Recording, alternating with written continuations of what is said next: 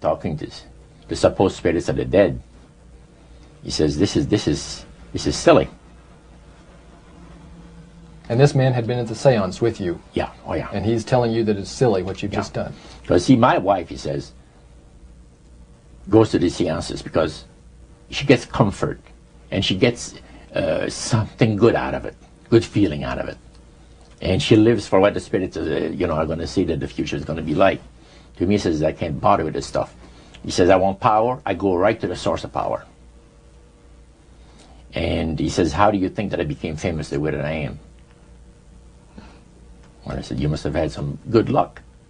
Well, he says, there's no such thing as good luck. He says, there's either some power working for you somewhere, or you don't get ahead in this world. Not in my type of occupation. So it went from there. We got talking about spirit worship. Did it intrigue you? Or did it make you want to find out more about what exactly he was talking about? Yeah. So he said the supposed spirits of the dead that you're talking with are demon spirits. They're fallen angels. They're beautiful beings. Just set it out, just like that. Oh yeah. It didn't make you uneasy when he said they were Well, just it shocked you a little bit, something that you first hear mentioned to you.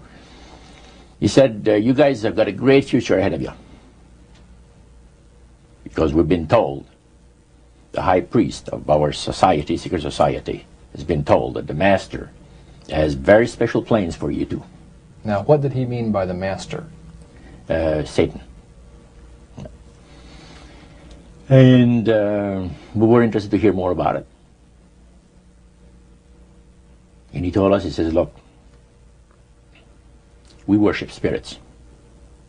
We worship Lucifer and all his angels. They're just as beautiful as they did before they were cast out of heaven. He says there was a misunderstanding in the whole thing. He says among the inhabitants of the galaxies. And he says our master was misunderstood. And God did not bear with him like he does with people that make mistakes today. So we're in a warfare, good against evil. And we happen to be the evil ones, but we're not that bad. He says, I look at this business between the forces of good and evil. He says, you believe in one person believes in God, and everyone believes in Lucifer. It's like politics. So the great controversy is real. And you've heard someone talk about it that's on the other side. And to these people, they are sold to the fact that Christ will not return to this planet with power and great glory. He's going to abdicate all claims to the planet, because the high priest once said that Christ will abdicate all claim to the planet because he knows that it is lawfully and rightfully Satan's. And at that time, he says, Lucifer, you mentioned Lucifer a lot of times, but they mention Satan also. He says, the master, usually they like to talk about the master will resurrect his people from the graves. Now, George is telling you all this, or the high priest? George. Okay, when the evening wound down, and you're putting a cap on all that, you guys had consumed some alcohol. Yeah. And did you feel like that there was kind of a one-shot deal? You didn't know if it ever happened again? What happened after that? He said, no. I said, listen, guys. He said, I like to have you, he says, meet some of our people. What about next week, Wednesday evening? I'll pick you up at your place, and you're invited to one of our services. Services? Like a church service? Yeah, something similar like that. It's a testimonial to the spirits, how the spirits have blessed your life. See? So, when we left there, I said to myself, this guy's half drunk. I'm not going to hear from him again, But it was true. Wednesday night came, he was there with his big Lincoln, step in, and we went to one of the most beautiful area of Montreal. And the place was a mansion. Now, a mansion is usually very large. We'll call this a small mansion. It was beautiful. Most beautiful place. Yeah. Roger, your friend George took you and Roland to this mansion where people worshipped the demons. What was it like there? What kind of people were there? Well, it was a big surprise for me, as I kind of made up my mind an idea that they were going to be rough-looking characters. But as we entered the place, I was amazed to see that they were all very well dressed, well mannered, and that a lot of the people, as we were being introduced to people, were professionals, doctors, attorneys, a lot of business people. And see what they had a praise session to the gods, which is the spirit counselors, which are in charge of legions of spirits, of demon spirits. And they talk about what the Lord of their lives has done for them, because they call on particular spirits, like the god Nehushtan, which you read in 2 King about. The Israelites worshipped the golden serpent that Moses had made. Well, behind the spirit worship, behind that, they were worshipping the serpent. They were actually worshipping this spirit Nehushtan. And the same spirit Nehushtan is, the priest was telling us, that the medical doctor that was telling us how he was making operations that had never been made before, because people had to be awake, have no feeling. He was able to, carry on surgeries that had not been done before. But the spirits would give that capacity to be able to operate without people feeling any pain and things. And also without no problem with the blood, because as he would cut his incision, because incisions, everything open and with no blood running.